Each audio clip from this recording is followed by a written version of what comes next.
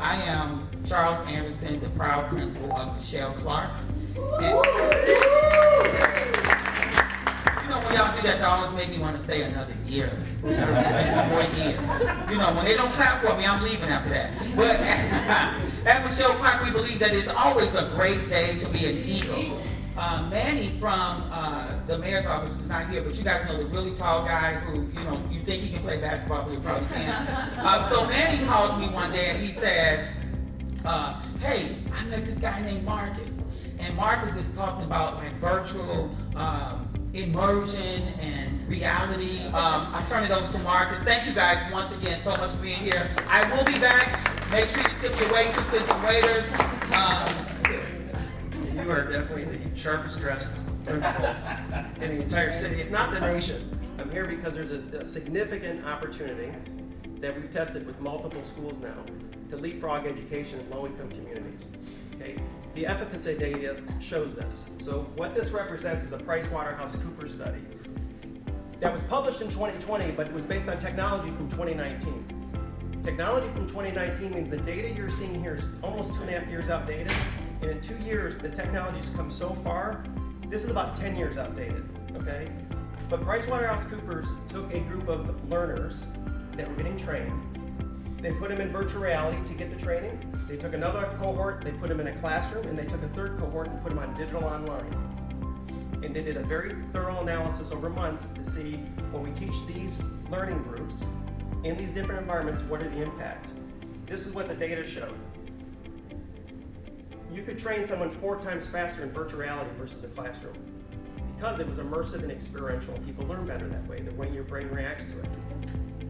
People said that, the learners said that they were 275% improved confidence to act on what they learned, 3.75x more emotionally connected with what they learned, so it was building empathy, and then more focused than their e-learning peers, 4 times more focused. That's a pretty significant number. And that's 2 years outdated. I'm the old person in the nonprofit. My co-founders are all from South Central Los Angeles. They're 20 to 23-year-olds, half of them are here. Okay, that's who's taking it to the schools. I didn't spend that time out here with the schools teaching the teachers and the students. Their peers did from South Central LA to show them how to create and design in these environments.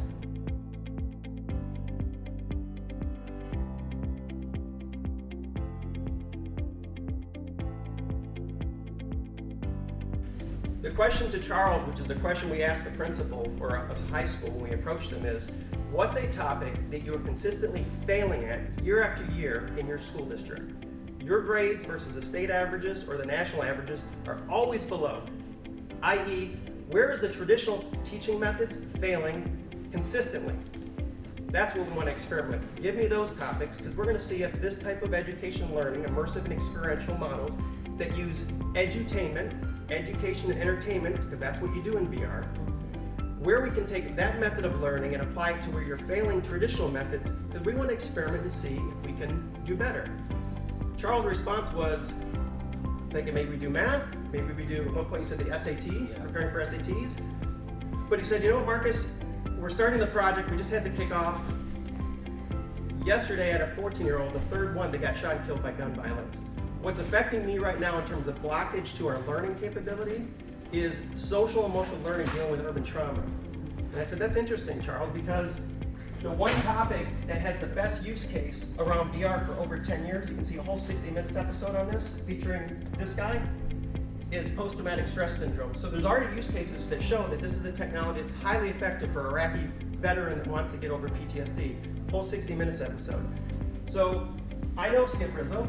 I called him, he did a call with the whole Chicago group, saying if you're going to approach this topic, let's do it responsibly, but I'm going to give you access to some of my research so you kind of understand the guardrails that you should think about as you explore this. My name is Robert Lee. I teach technology at Michelle, but I wanted to expand on it from a perspective of somebody that has to actually teach it. And what is that going to look like? During the project, we were in a project with Exponential Destiny. We saw how quickly our students were able to grasp the concept, run with it, start doing things we didn't even tell them how to do yet. They just were able to take it and run. When I talk easy to use, minimal training, let's be honest, the world they are going into looks a lot different than the world that we're currently in or that we were taught to be a part of. When you talk VR, it's engaging. They jump right in. There's no booklet, there's no instruction guide. It's just whatever they can think, they build it out and they run. I'm Emmy Walton. I'm the art teacher here at Michelle Clark. My role over the last 6 months was being on one of the teams that participated in this pilot program. During the program, I was working with Exponential Destiny to come up with ideas for how to create an educational experience around our learning topics that would also be entertaining and keep people engaged. Typically, I would have 2 calls a week with my team, led by my amazing team lead from Exponential Destiny, so it was easy for me to participate and stay involved. At first, it was a little intimidating.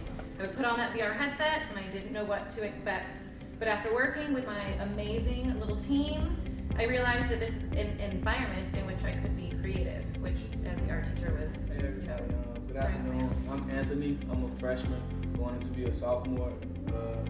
I'm the youngest student that participated in this program.